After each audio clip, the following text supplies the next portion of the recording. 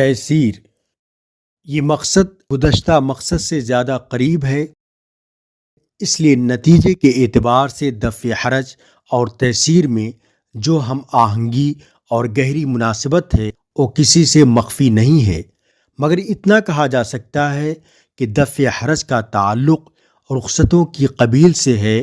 جس پر ثابت شدہ احکام کی بعض استثنائی صورتیں مرتب ہوتی ہیں۔ رہی بات تیسیر کی تو عمومی مقصد شمار کیا جاتا ہے، کیونکہ جو حکم عزیمت کی قبیل سے ہے وہ اس سے دور ہو اس کا تصور نہیں کیا جا سکتا۔ شاہ ولی اللہ محدث دہلوی رحمۃ اللہ علیہ نے ان دونوں کے درمیان قائم ہونے والے ربط و ضبط کی یوں وضاحت فرمائی ہے کہ تیسیر کے اقسام میں ہر وہ حکم جس میں حرج اور مشقت ہو اس کا بدل کسی دوسرے حکم کی شکل میں مل جائے شامل ہے، کیونکہ وہ تیمم کے متعلق گفتگو کی ابتدا میں تحریر کرتے ہیں۔ جب اللہ تعالیٰ کے شرعی احکام کے سلسلے میں سنت اللہ یہ رہی ہے کہ ہر وہ حکم جس پر عمل کرنا بندے کے بس سے باہر ہو اسے بندے کے لیے آسان کر دیا جائے اور اس کے بدلے پر عملداری کو یقینی بنایا جائے تاکہ لوگوں کے دل مطمئن ہو جائیں اور ان کے دلوں میں جس حکم پر مضبوطی سے ایک مرتبہ عمل کرنے کی وجہ سے اس عمل سے جو انس پیدا ہو گیا تھا اس عمل کے نہ کرنے کی وجہ سے دل میں کسی طرح کا وسوسہ یا شک و شبہہ پیدا نہ ہو، اس لیے مرض کی حالت میں وضو اور غسل کا حکم ساقط کر دیا گیا ہے اور ان دونوں کی جگہ تیمم کو کافی قرار دیا گیا ہے۔ اور تیمم کے لیے مٹی کو خاص اس لیے کیا گیا کہ وہ مفقود نہیں ہوتی، وہ ہر جگہ آسانی سے موجود ہوتی ہے، اس لیے اسے دفع حرج کے ذریعے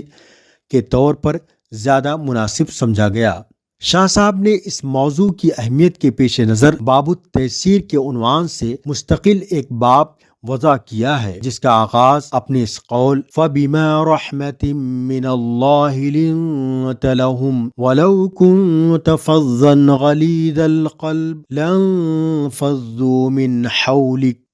اور یرید اللہ بکم اليسر ولا یرید بکم العسر سے کیا ہے۔ اسی طرح سے احادیث کے بعض نصوص ذکر فرمائے ہیں، پھر وہ سارے اسباب تحریر فرمائے ہیں جن سے آسانی پیدا کرنا ممکن ہوتا ہے، جن میں سب سے پہلا سبب یہ ہے کہ کسی ایسی چیز کو طاعت و عبادت کی شرط یا رکن نہ بنایا جائے جو مکلف کے لیے دشوار گزار ہو، اور کچھ ایسے بھی مسائل ہیں جو رب کریم کے احسان کے نتیجے میں تیسیر کے مقصد سے اصلاً مرتب کیے گئے ہیں، اور حجت اللہ البالغہ میں کچھ مقامات ایسے ہیں جہاں اس مقصد کی پذیرائی کی گئی ہے، جیسا کہ ان مقامات پر مذکورہ نصوص اور ان پر کی گئی تعلیقات سے واضح ہو رہا ہے۔ اور اس مقصد کی تائید کرنے والی عبارتوں میں سے ایک عبارت التیسیر اصل اصیل ہے، آسانی پیدا کرنا ایک مضبوط اصول ہے۔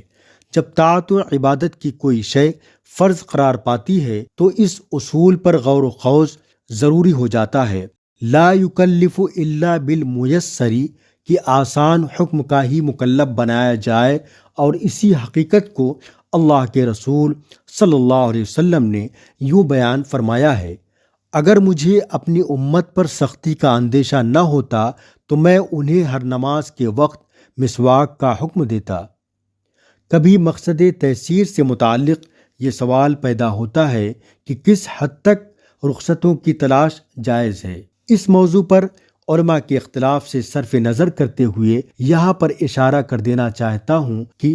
شاہ صاحب کی رائے میں تیسیر کے سلسلے میں وارد ہونے والے نصوص کی بنا پر مذاہب اربعہ میں پائی جانے والی رخصتوں کی تلاش درست ہے، مگر متعینہ ضابطے کی روشنی میں، اور یہی وہ حقیقت ہے جس پر شاہ صاحب نے اپنی کتاب ازالۃ الخفا میں متنبہ فرمایا ہے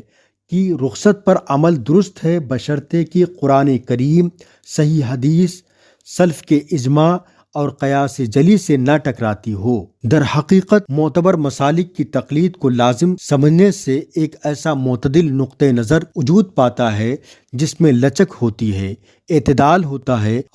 اور ہر طرح کی آزادی سے دوری ہوتی ہے، تاکہ جمہور کے مسلک سے ہٹی ہوئی کسی بھی طرح کی رائے کی گنجائش نہ ہو۔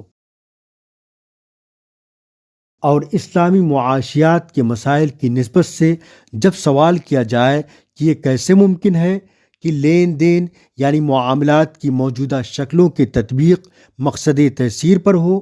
اس کا جواب یہ ہے کہ ایسے پروڈکٹ کی بنیاد دفع حرج یا تیسیر پر قائم ہو